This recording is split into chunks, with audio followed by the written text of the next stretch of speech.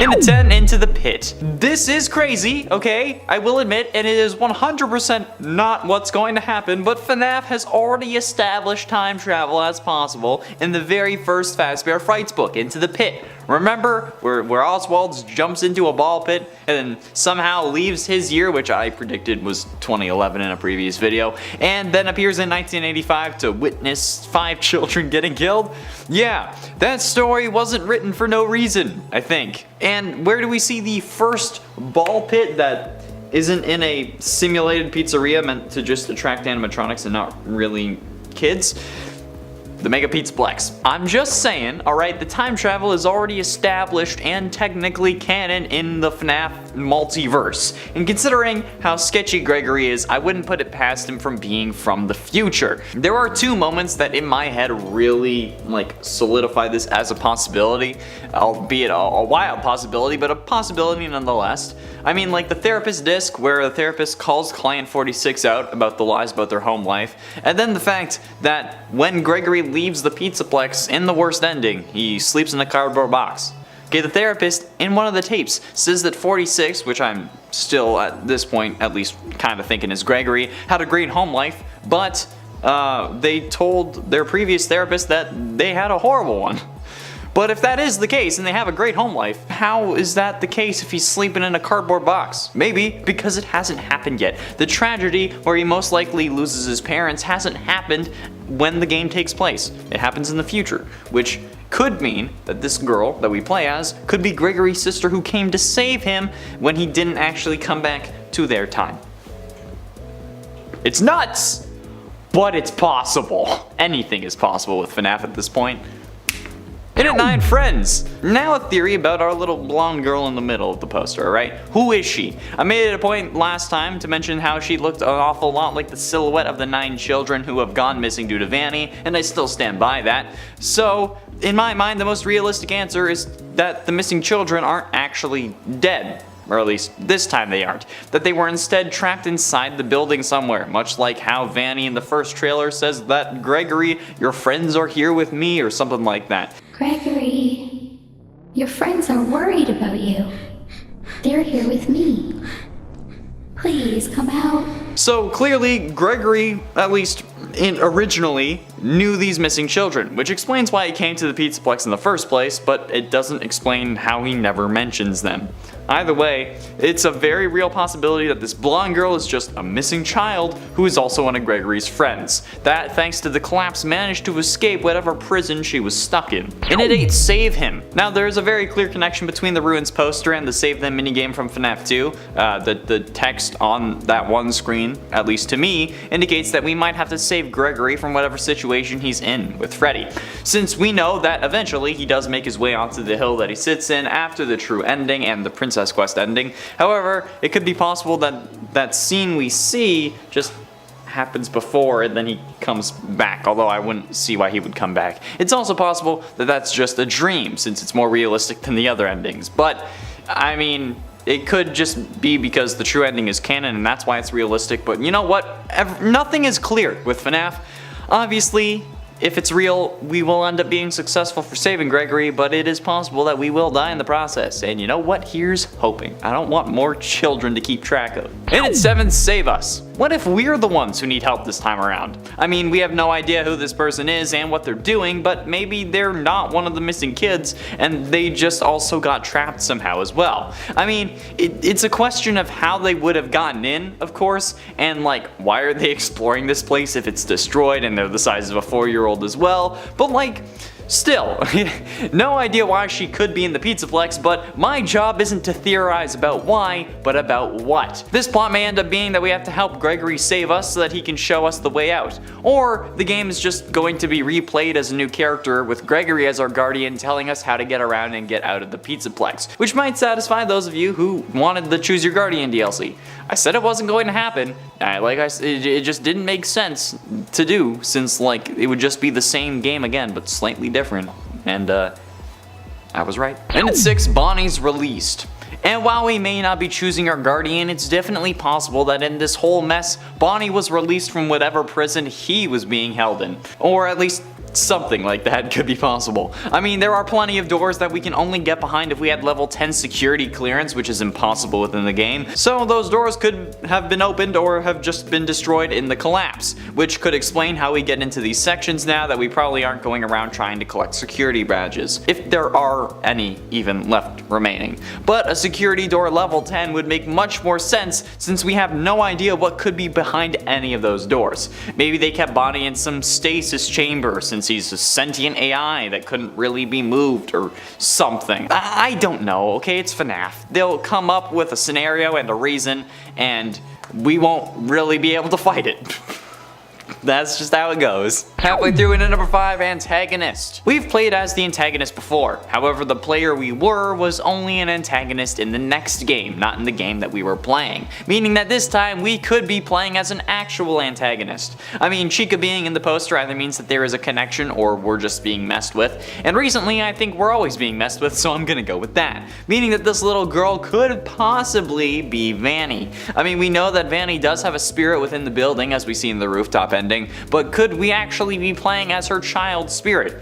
I mean, it's possible. It wouldn't be the wildest thing that FNAF has ever done. Additionally, I mean, we could be the spirit found in Princess Quest because, like, come on, would that really be out of the question? At this point, I'm pretty sure Princess Quest is destroyed, so maybe it released something. It's not out of the question. It's unlikely, but it's not impossible. Okay, there's a difference there. It would explain why she's in black and white unless there's, like, light on her. So, in at 4, Chica's Revenge. Chica being on the poster though is not necessarily just for a distraction. It could be that it is meant to indicate that Chica is the reason all of this is happening. And honestly, after Niagara Falls Comic Con, I wouldn't put it past Chica. That's right, I'm still mad about it. I mean, after all this, it could be some form of twisted revenge for Gregory dismantling her in an attempt to escape originally. So could this girl be a manifestation of Susie as an attempt to gain our trust and inevitably kill us? Or at least try to, at the very least, because, like, I mean, to be fair, if we think about it, we aren't going to kill Gregory or get Gregory killed, since after all he does still need to make it up to the hill at the end of the Afton ending. So unless that happens and then he comes back, which seems unlikely given the help me text on the monitor and the fact that he just swore he would never do that, I feel like this is kind of possible. So could this all just be a manifestation trying to gain our trust? Probably not, but the more Chica, the happier I am. Usually. Getting close to the end of number 3, Client 46. Could this new blonde girl actually be Client 46? The mysterious therapy client who never speaks, but we all thought was Gregory, or at least some of us, most of us thought was Gregory. I mean, honestly, it could make a lot of sense. It would explain why 46 would be talking to Vanny despite Gregory being afraid of Vanessa. It would explain how they could hack the animatronics but not be able to stop them by hacking them again like Gregory could have. It would explain how their home life was great despite their accounts of the past, since after all, Gregory does end up sleeping in a cardboard box. And it makes a lot more sense than he's a time traveler and the tragedy just hasn't happened yet. It would also explain why we never hear 46 talk, because it's a girl, and it would just make us think that it's Vanny or Vanessa instead of it being someone we hadn't seen before. Client 46 was a kid, as evidenced by multiple recordings, and they would be immune to the deaths of her therapist if she was talking to Vanny, but who could this mysterious girl be? But ultimately, in at number 2, Ghost. While yes, this girl could be 46, it's also possible that she is Elizabeth Afton, either as a ghost, which if she is 46 wouldn't really make sense, or she could be possessed by Elizabeth Afton's spirit. If we take a look at the blob, which does include Circus Baby, her eyes aren't lit anymore, meaning that the spirit is no longer in there. And considering how Afton's body still somehow survived, and we think that Michael managed to make his way into Glamrock Freddy, it would make sense that Elizabeth's spirit would survive as well, especially if she wanted to stick around to keep trying to impress dear old dad. Since in a previous video we came to the conclusion that Remnant can only be burned away if the spirit wants to be set free, or rather the burning doesn't really do anything and they're only released if they get their unfinished business completed, like the original Missing Children in the Happiest Day minigame, getting that party. Elizabeth could be sent to gain Gregory's trust and then defeat him like she did in Sister Location, or maybe she's there to find her brother. And finally, in at number 1, Great Escape. The final potential plot would be a great escape story, where this blonde girl has come to the rescue of Gregory or has been released because she was trapped, and now she has to make a break for it while the building collapses around her. Will she save Gregory or will she only save herself? Multiple endings are not out of the question and kind of expected at this point, with one of them, the most difficult seemingly being the true ending. But who knows? Maybe none of these are right and we're all reading into this idea way too much. And our expectations are just going to ruin this DLC for us. That's right, I made the joke. You thought I was done making cringy jokes and puns. Hell to the no. I will always try and make terrible messages and jokes because that's just what I do. No matter where I am, terrible, unrelated, possibly offensive jokes are always being made. And while I'm being put on multiple watch lists, that's all the time we have for today. Thank you all so much for watching. I have been in Charlemagne Con Monroe, and I'll see you in another video. Yeah, I'm definitely being watched.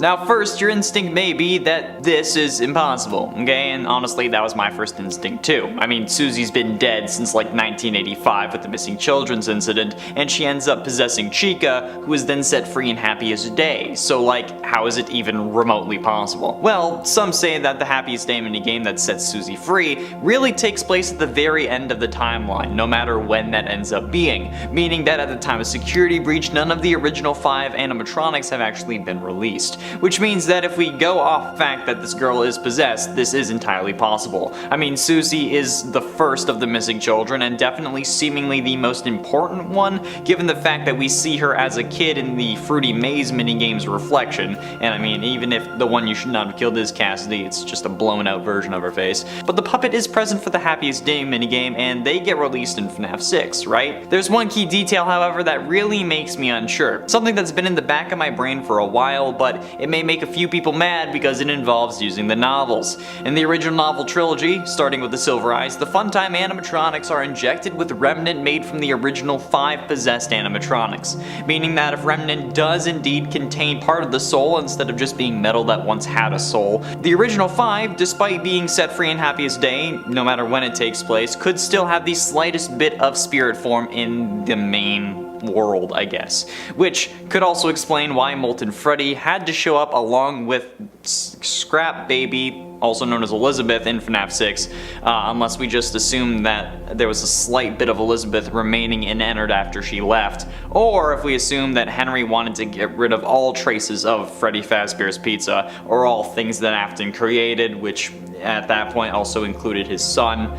That's a lot of assumptions. So without assuming anything, but also while using the books to get some further context, which some people don't like, it is possible that after they burned in FNAF 6, much like Afton, Susie's spirit was set loose. Not free, like it didn't move on, but it was just loose in the atmosphere, willing to grab onto whatever it could. Or that it merged into the blob, and then the fire that Gregory causes that caused the cave-in ended up setting her soul loose again, and then she possessed a person. I don't think that there is really any explanation that could mean that this is Susie's original body. That seems fundamentally impossible. So whoever this is, if she is a character we've already met prior to this game, she would have to be possessed. Unless this is an entirely new character, which is absolutely possible. I mean, it doesn't have to be someone that's already established, obviously, but I mean, it's fun to speculate and theorize nonetheless. Another indication that I've seen a few people point out is that Chica does actually also appear on this poster, which is certainly an interesting choice.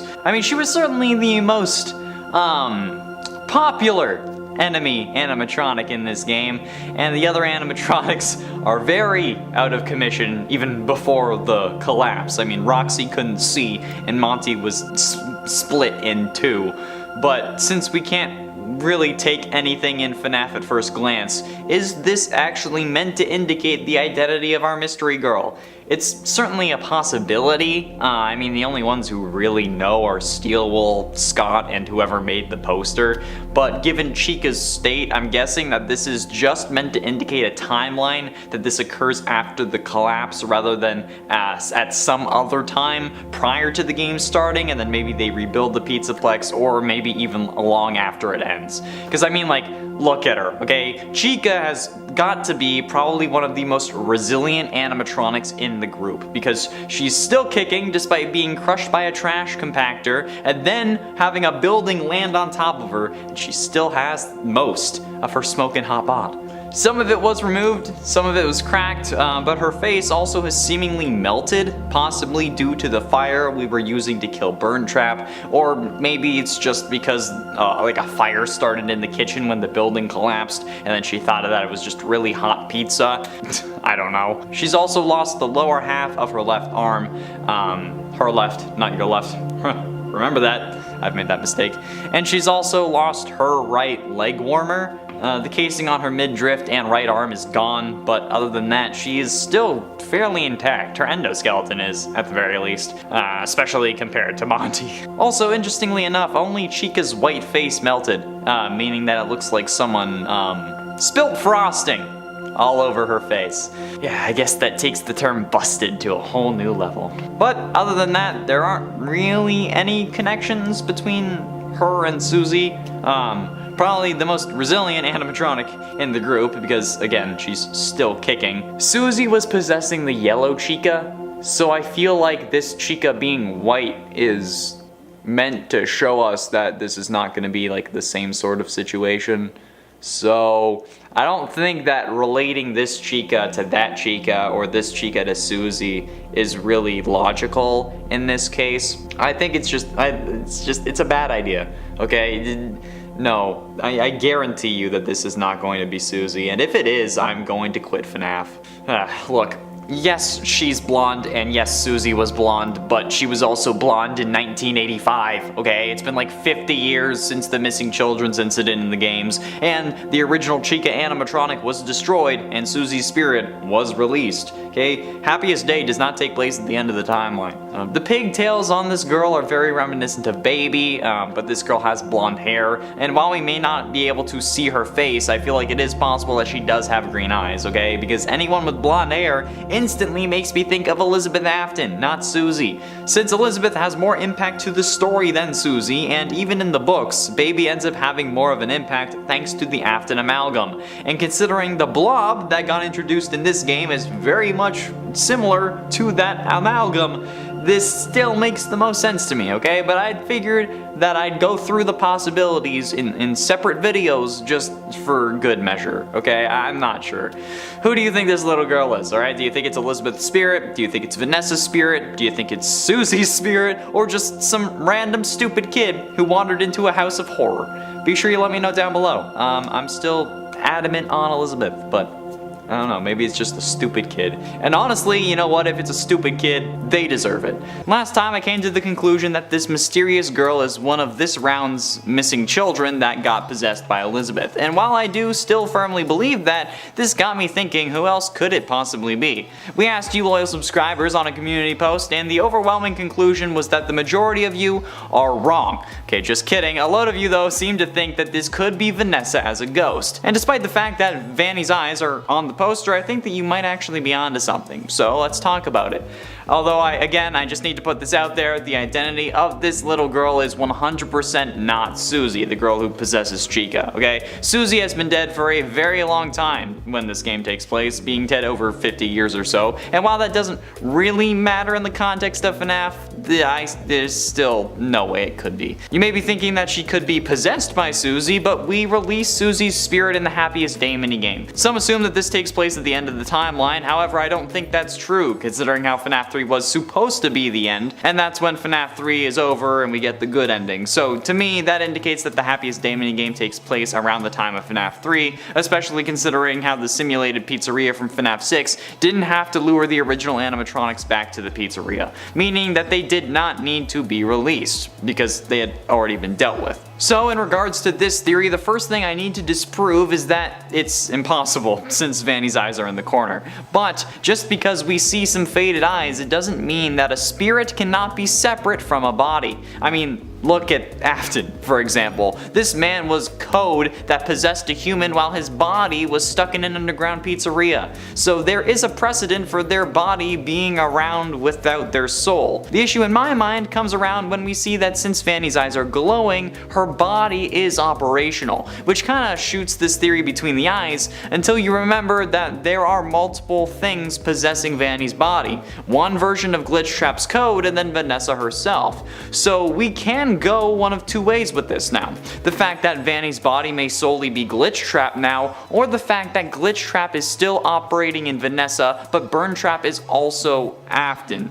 He's back as Afton, okay? Either way, there are two versions of Afton in operation right now. One of them is coded and the other is possibly not, but we can't really be sure. And William isn't the only person to have a coded version. I mean, remember Princess Quest? The game designed to keep Vanessa at bay while William wreaks havoc as Vanny? I mean, the Princess Quest ending, otherwise known as the best ending, is the only ending to have 3 stars. It had some significance, but what? It's a question we've been asking ever since Security Breach ended. Another one is what happened to the Princess Quest game machines located around the PizzaPlex. It seems reasonable that at the very least the one in Roxy's salon was destroyed, and if the PizzaPlex is in ruins, then the others must have been destroyed too, right?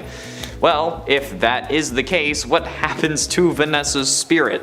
Like, is it released, or does it fade away into nothing? It's not fading away, not with unfinished business still afoot. The spirit of Vanessa had to go somewhere, but where could it go? Well, this could be some random girl that Vanessa just grabbed off the street or that was walking by, or it could still be one of the missing children that was trapped in the building. Either way, whoever they are, it's really of little consequence if this is really Vanessa possessing them. Okay, the only thing that matters in this context is that Vanessa's possessing them, not who the kid is, I'm guessing.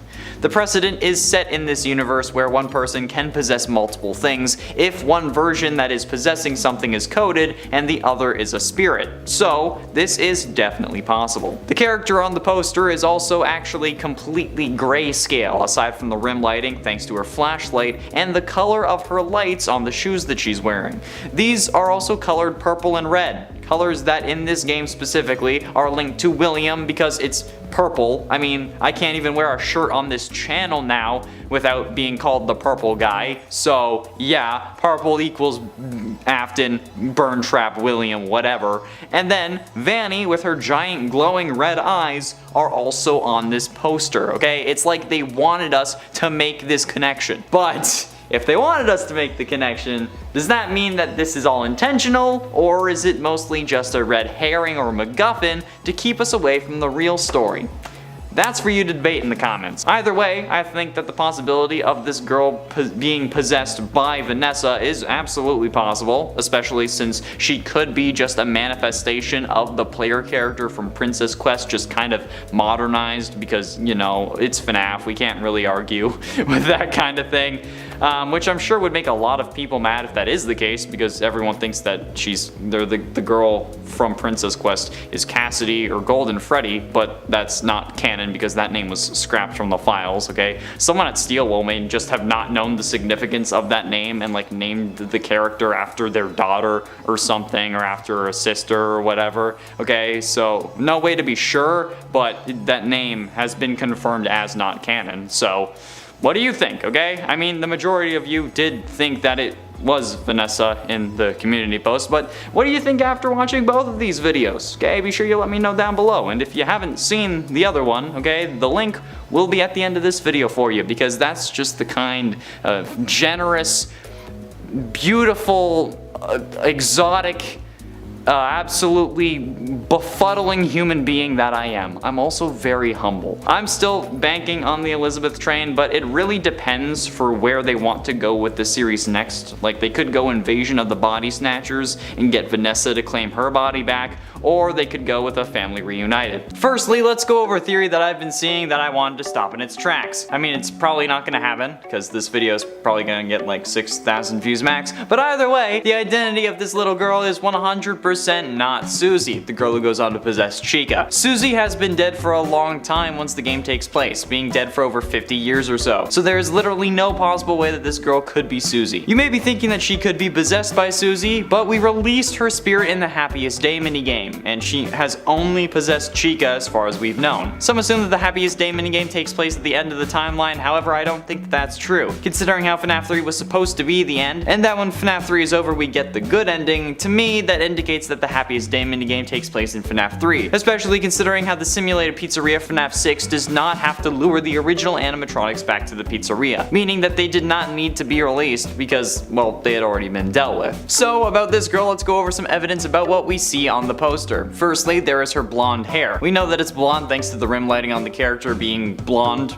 at her hair, and while yes it may seem stupid, I think that the general consensus is that this girl is blonde. While rim lighting is the color of the light that it is instead of the color of the person, it also isn't going to be yellow on a darker surface, so this means that her hair is not black, eliminating Cassidy from the race. So this is not the spirit that was possessing Golden Freddy, or who a good amount of people consider the one you should not have killed, aka the vengeful spirit from Ultimate Custom Night. The girl in the middle is also wearing a jacket and what appears to be a denim skirt, fingerless gloves, white socks, and sneakers that light up Skechers style. Hashtag not sponsored, but like Skechers, hit me up, we can probably work something out. Now this may not be out of the ordinary to any of you, but this instantly reminded me of someone from a previous game. As I did mention this in another video, Elizabeth Afton. Okay, I get that she's been dead for longer than Susie, but just hear me out, okay? See, when we were playing Sister Location, we ended up getting the cutscene where Elizabeth is grabbed and killed by Baby, turning Baby's eye color from blue to green. This outfit that this mysterious girl is wearing is nearly identical to the one that Elizabeth was wearing in that minigame, aside from the light up shoes that wouldn't be available for another decade by real world standards. However, in FNAF in 1983, they also had discs that emitted sounds that altered the appearance of things in your brain. So a couple of light up shoes 10 years early doesn't really seem like that much of a stretch. The skirt is also identical to the skirt that Elizabeth wears in that cutscene, and the jacket could easily be covering up a similar styled shirt, which could be pushing the idea that Gregory having two stripes on his shirt is definitely important. But I want to talk about the color. You see, there is no real color on this girl. Bumping up the saturation, brightness, or vibrance actually shows that this girl is drawn in black and white. Have you ever heard of the saying, lack of evidence is sometimes itself evidence? Like maybe you're dealing with a professional killer, or that these thieves are overly cautious. Well, I think that this is a similar situation.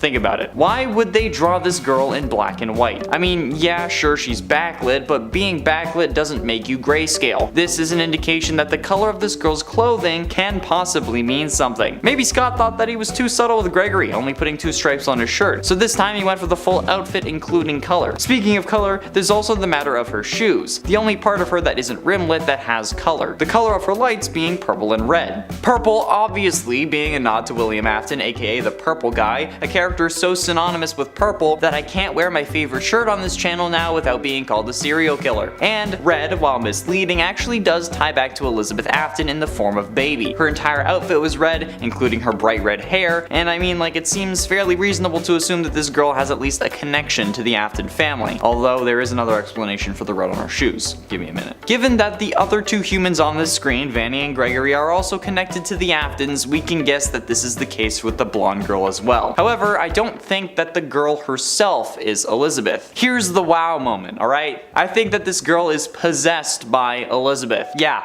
I know, right? Hear me out. I know I said that that's not possible with Susie, but that's because we freed her, alright? There are 7 faces on the Blob, the secret antagonist of Security Breach. 4 of them have lit red eyes, and 2 of them don't. The 4 that do are Naked Endo, FNAF 1 Bonnie, FNAF 1 Chica, and Mangle, all of which are somehow present in some form or another in the PizzaPlex. Mangle is Roxy, Bonnie was Bonnie, Chica was Chica, and we fight multiple endos on multiple occasions. The 2 that aren't present, however, don't have their eyes lit up, Baby and the puppet. But we know that fire doesn't do anything to Remnant, clearly. I mean, Afton has burned, what, 3 times now, and none have stuck? And in another video, we determined that the spirits can only be freed when they get their unfinished business resolved, like the missing children in Happiest Day. Baby also doesn't seem too happy about burning in FNAF 6. She in fact says that she wants to make her daddy proud, and dying to fire would really do the opposite considering how many he survived. So, much like we suspect Michael could have, Elizabeth could have swapped bodies as well, into one of the missing children that Vanny took. Hell, that could have been why Vanny took them in the first place. Afton wanted his daughter to have a vessel, hence why this one looks so much like Elizabeth's original body. This also explains why there is red on her shoes, because it's meant to represent the glowing red eyes that would be in the animatronic head. Remember, it's damn hard to kill an Afton for good, and in the books, Baby is really the one orchestrating everything, at least when it comes to the Afton amalgamation. Especially since this girl is facing away, her eyes could also be green. And I have a feeling that throughout the game we will see her eyes either flip-flop or start off blue and become green or something like that. Or, what I think would be the coolest way to do this would be having her eyes green normally, like if we see it in like a camera or something, but be blue in a mirror. So, here's how I think the story went. After the FNAF 6 fire, William gets a hold of Vanny in order to get his body back. He creates through the company a new location on top of the old one to hide his deeds, and then he sets himself free. In the process though, he notices that his daughter's spirit is also stuck. Since this is the first time they've been together since he put her in the basement of sister location, he decides to help her out, and causes Vanny to start abducting kids who look like his in an effort to rebuild his former family. Given that his youngest son is either still possessing him or now loose to the elements as well, the blonde girl is then kidnapped and Elizabeth finds her suitable host, so she's possessed. And now she follows Vanessa around in an effort to keep an eye on her and remind her that Afton is always watching. She starts manipulating her through encoded chats and messages, and hacks the FNAF AR animatronics to cause them to malfunction, and gets Vanessa promoted to security guard to keep an even closer eye on her. As a part of her observations, she starts therapy just like Vanessa does, and despite her telling the truth about her family history, it doesn't line up with the girl that she's possessed. Hence the one therapist calling out Client 46 for it, and her explanation about what happened to her family seeming to lack emotion, since after all she watched it happen as Baby instead of experiencing it as an actual child. After the collapse, she is either brought back by Afton requesting help with himself, or possibly also to help secure the vessel for Crying Child, who escaped along with a Michael possessed Glamrock Freddy. To me, this seems like a game about reuniting with lost brothers, lost hope, but most of all, reuniting a family. The Afton family. After all, we have all the characters now. The misguided father whose misdeeds cost him everything, his loyal daughter who wants to see her family back, the mother who now agrees and is a part of the father's plan, even if unwillingly so, and the sons, one too scared to do anything, and the older brother who helps him beat the circle that their father created, who rights their wrongs and makes up for their family's sins. What do you think? I feel like I'm pretty spot on with this one, and that this could be a great launching point for the next part of the series, but let me know what you think down below.